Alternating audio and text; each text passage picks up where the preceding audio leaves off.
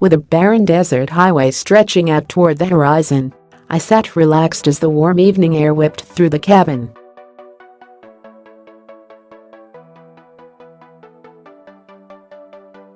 This was my last hurrah behind the wheel of my long-term Range Rover Sport HSE Td6, and what a hurrah it was.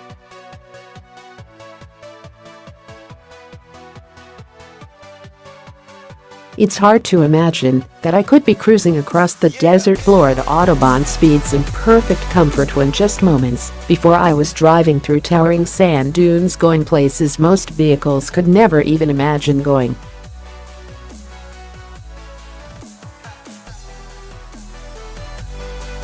We had just finished filming an episode of Ignition in which Johnny Lieberman and Ken Block took two Ford Raptors into the Dumont sand dunes near Death Valley National Park.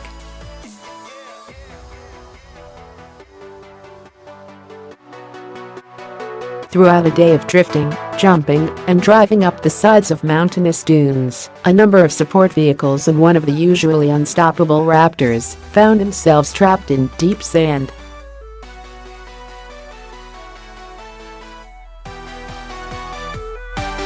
The Range Rover rescued them all with its suspension raised to its off-road setting and its terrain response system set to sand mode.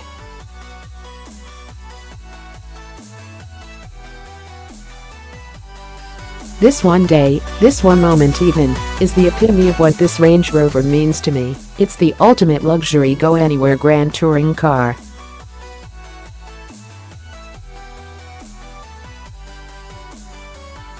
To say that my time with it has spoiled me is understating my feelings. How do you come back from this my year with our 2016 Range Rover Sport Td6 started by chance?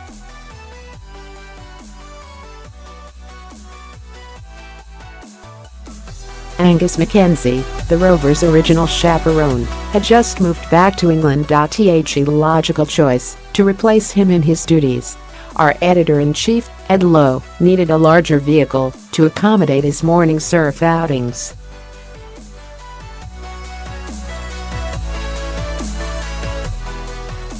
I happily surrendered my long-term Honda Pilot in exchange. Having worked full-time at Motor Trend for almost 7 years, I have spent a considerable amount behind the wheel of different Range Rovers.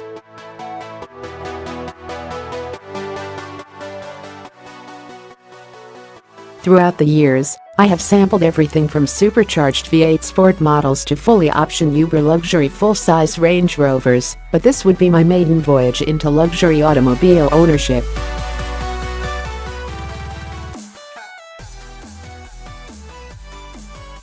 With a total price of $83,510, our diesel-sipping Range Rover Sport had $11,065 in optional equipment.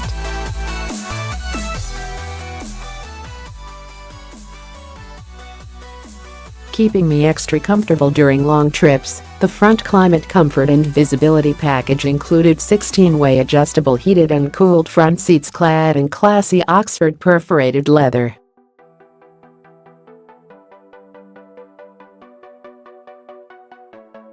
The second row occupants also got heated seats, and my hands were kept toasty in the cold climates by a heated steering wheel.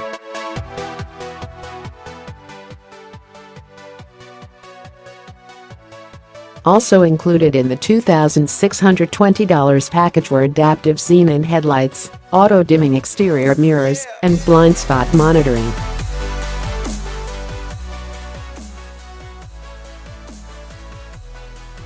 The $1,100 825-watt Meridian Premium Audio package is well worth it and kept me listening in style during long trips.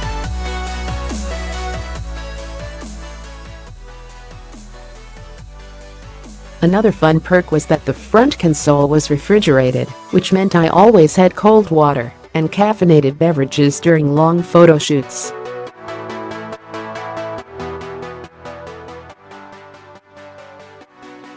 The only negatives about the interior were that the seats could be a little firm and that classy light-colored leather was difficult to keep clean, especially because I regularly find myself in dusty, dirty photo locations.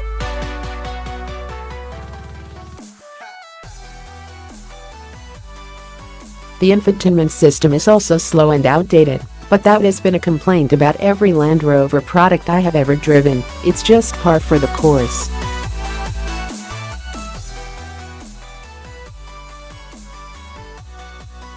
Hopefully in the coming years Range Rover will adopt the updated system found in the newest Jaguar offerings.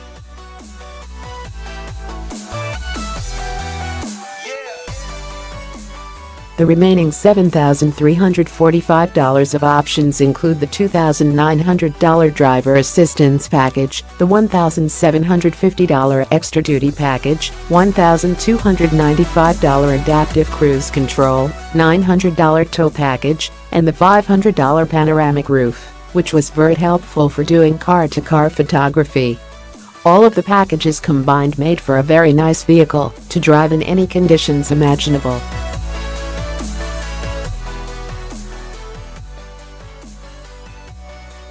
That's the important part. And no matter what you threw at it, the Range Rover handled it with ease.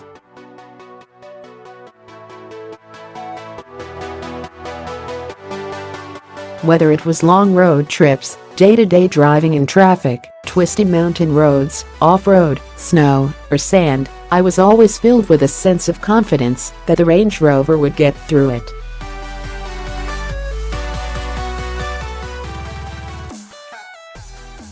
It was by far the most versatile vehicle that I have ever owned. Because of its well-roundedness, it meant that I drove it a lot.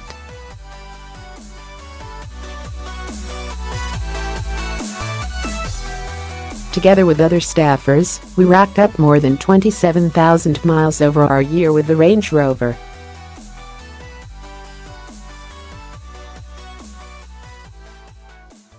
So how did it hold up? The first issue we had directly followed the Rover's first service.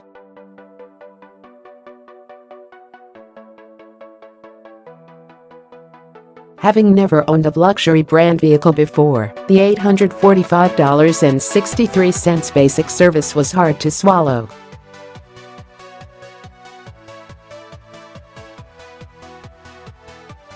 The service interval is 15,000 miles, though, so that made it a little easier to get down.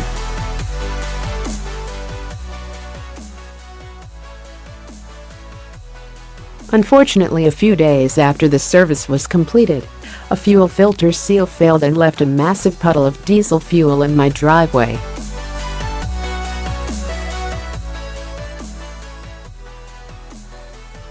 My frustration was compounded when I found oil-covered rags that had been left in the engine bay from the service department.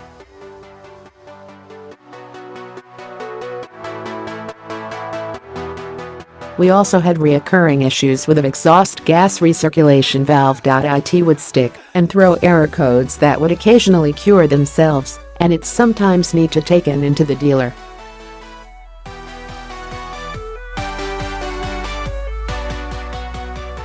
We also picked up so many rock strikes that we needed to have the windshield replaced late in our loan to the tune of $1,828.92.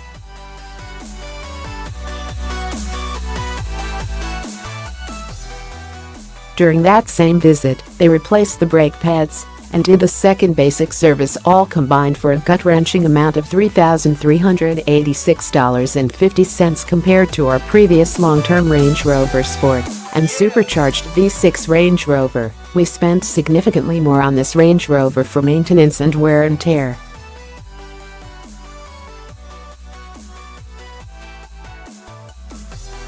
The additional basic service that was done early, the brakes, and the replacement windshield really added up.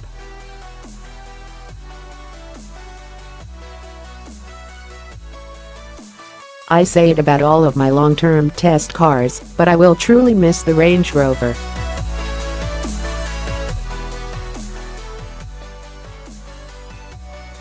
I will miss everything about it, from its versatile, competent driving characteristics to its classy Montalcino red exterior paint and equally classy Oxford interior.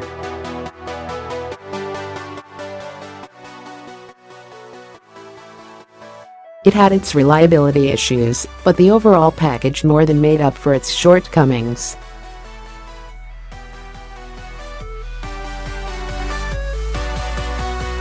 $83,510 is a lot of money, but the Range Rover Sport HSE Td6 is a lot of vehicle.